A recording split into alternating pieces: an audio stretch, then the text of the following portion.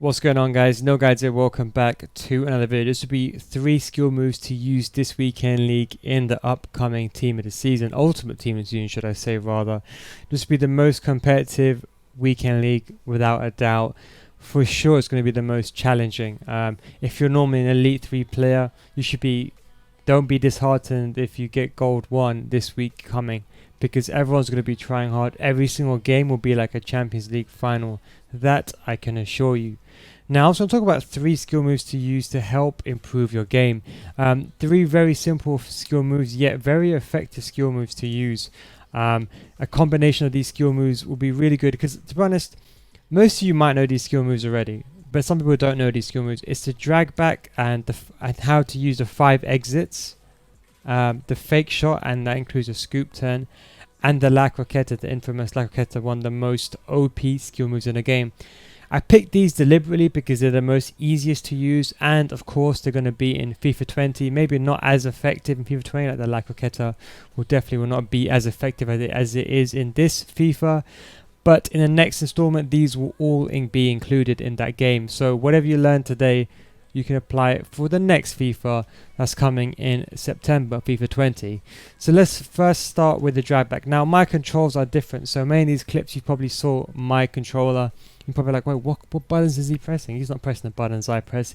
It's because I use different controls. But in this arena, as you can see here, I will be showing you using the classic controls so you get an understanding. So the first thing is the drag back, the first skill move.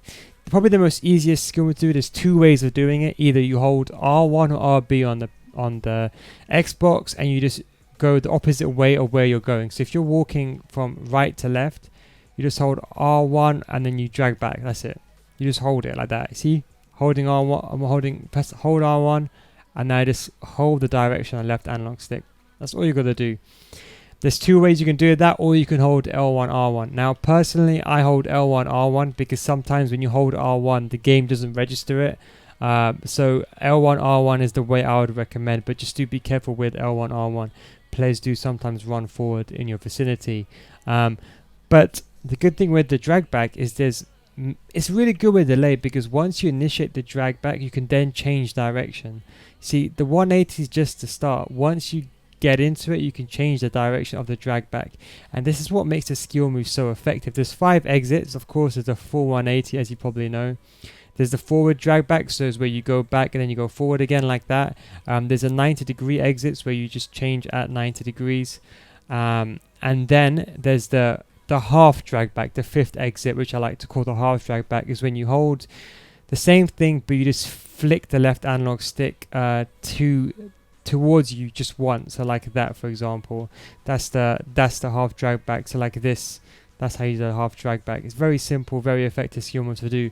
Now, once you combine these, it's really hard to defend against, because once someone does these, you know, it's which way they're going to go. Of course, when it's a bad gameplay, as I said, you can quickly change direction. It's really good, especially down the wing. If you find yourself that you have no support, do a very simple drag back. You can just do a simple drag back, because your opposition is always going to overcommit on the attacking side because they don't want you to go into a dangerous area.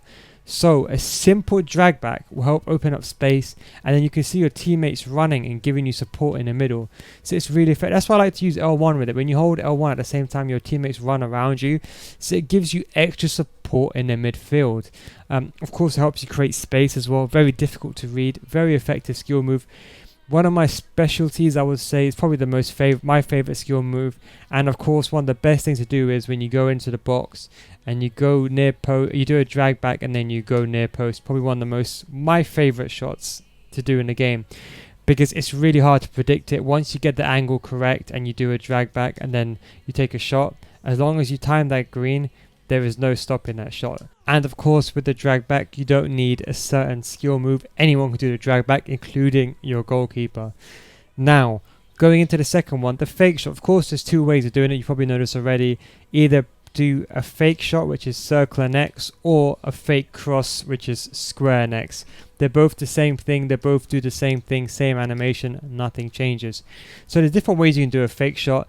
There is, of course, the fake shot. The reason why it's so good is it's the same thing. Instead of a 180, I mean, instead of the 5 exits, it's essentially a 360 exit. You can choose whichever exit you want. Do a fake shot and this turn in direction you want to go into. So it's basically a really good skill move to use because you can go any direction you want. Now, obviously, there is some limitations, of course, with this. Of course, you know, sometimes you can't obviously go in the most precise angles, but generally speaking, it is kind of like a 360. Of course, it's really good to beat a player, especially if they overcommit. The one thing that I really like to do with a fake shot is a running fake shot when you go down the wing. Is when you run with the ball and you do it like this, like as you can see here, you just do run with the ball, do a fake shot. It's really good, especially at 45 degrees to change angle. It's like switching lanes almost, like the La Croqueta. It's like a faster La Croqueta to quickly change the angle or to open up an angle.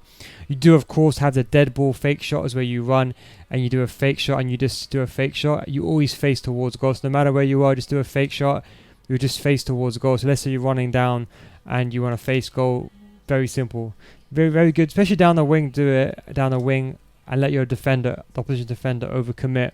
It's really good to use, of course, to beat a man, especially when you're running down the wing. Of course, there is a different variation of it, which is a scoop turn. You need 4-star. With a fake shot, you don't need any skill moves. A goalkeeper can do a fake shot as well. But with the scoop turn, which is this is a scoop turn, you need to have 4-star skill move. Just do that, bear that in mind. Of course, this is really good as well to use. One of the most effective skill moves in the game. Use it in any situation. Very versatile, easy to do, especially when you're one-on-one and you see a guy and you think he's moving his goalkeeper or you think he's going to move his goalkeeper. Do a simple fake shot, let him move the opposite direction and then shoot the ball into the net. Now the last one, the most controversial, is the La Croqueta, or switching lanes, or the Iniesta skill move. You need 4-star skill moves to execute this skill, of course. Probably the most broken skill in any FIFA installment. Probably worse than how OP the fake shot was in FIFA 16. In my opinion, this is the most broken skill move in the game. You know, especially when people chain it. Now I'm completely against chaining it, so I'm not going to talk about chaining it. But it's really effective. There's two exits. You can do either go left or right. So which, let's say I'm running let's say in this clip here, I'm running up. You either go left, so you hold L1 and move the analog stick to the left hand side, or you can go right by moving it to the right hand side. And of course you can choose to go left, right as you please. So you can go left, right, and it's really hard to defend against. Of course, they're gonna fix this up for sure in FIFA 20. Now the problem is, you cannot even defend against someone who chains it. Now, there's also the more advanced variations where you do a normal one, and then the exit, you use a left analog stick to change the exit, kind of like an elastica at the end. So, like example here, I'll move to the left hand side. I'll switch to the left hand side, switching lanes, or the La Croqueta to the left. And then what I want to do now is I want to change direction. So watch this very carefully. Let me go to the top over here. Watch very carefully. I'm gonna run down, do La Croqueta to the left, and then like that. See that? See this? A normal one to the right, and then I use the left analog stick, and there's exit strategy. So watch, to the right. See that? I flick towards the end. So to the left. See that? Flick towards the end.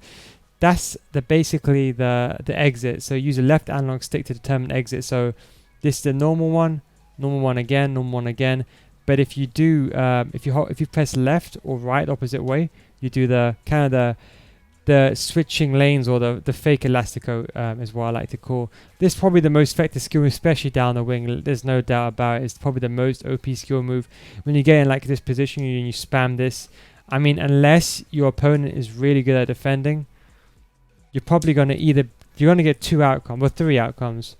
There's a chance that your opposition can win the ball, of course, but that's very low. The main 2 things that happen is that either you're going to get brought down inside the box and you're going to your opponent will concede a penalty by tackling you, or B, you'll get past them. There's only 2 outcomes.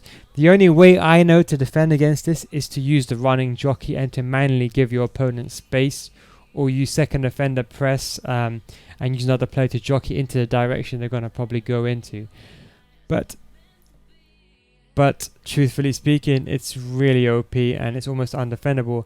Of course, you want to chain. Once you learn these 3 skills, you want to chain them. Once you can kind of get an understanding how to use them, just chain them together. They're so OP when you chain them. That's what makes skill moves so OPs, because I think they're going to fix this in the next installment of FIFA.